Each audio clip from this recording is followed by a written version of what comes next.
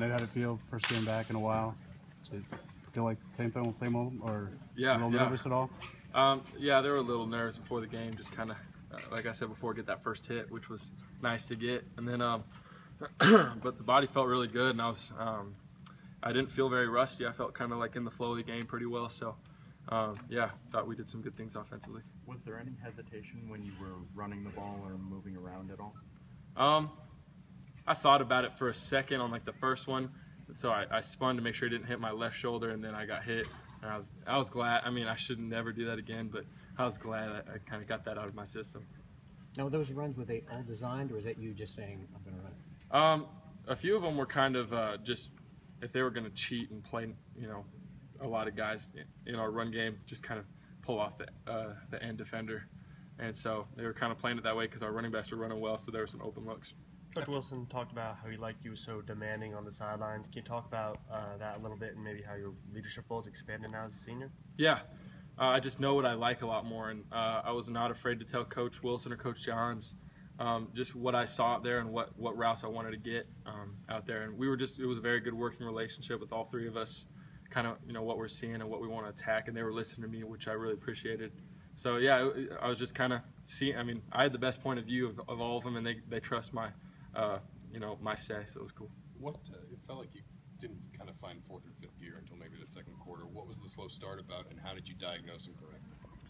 Yeah, we had a really good first drive, went down and scored right away, and then for the rest of the game, they were running really kind of funky, weird defensive looks, and credit to them, they did a good job adjusting, trying to take away some of our bubble throws.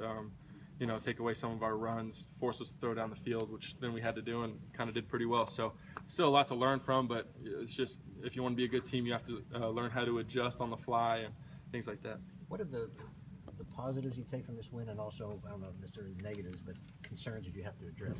Yeah, I mean, that was a good football team, and they gave us their best shot, and it was a good game. But there's a lot of things positive to take from this game. Thought offensively we did pretty well. The pass protection was unbelievable. I didn't really get sacked or really hit the whole game, which was awesome. And then the running game, those running backs are really, really good. And then, I just think you always make your most improvement from game 1 to game 2. That's the theory, and I really believe in that theory. And, so, I really think, there's no negatives if we learn from things. So I think there's a lot to learn from. We'll very much improve. Some people were kind of wondering about the deep threat when Jay Sean went down. Looks like Ricky Jones might be kind of taking that role. Yeah, Ricky did a good job.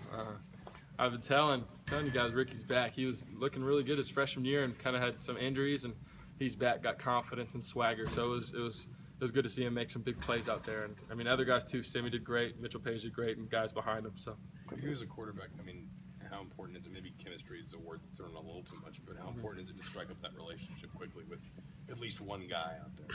Yeah, it was good just to get confidence for those guys. They haven't played a ton of ball before, so it was good for them to know, hey, I can play at this level and I can be a star player.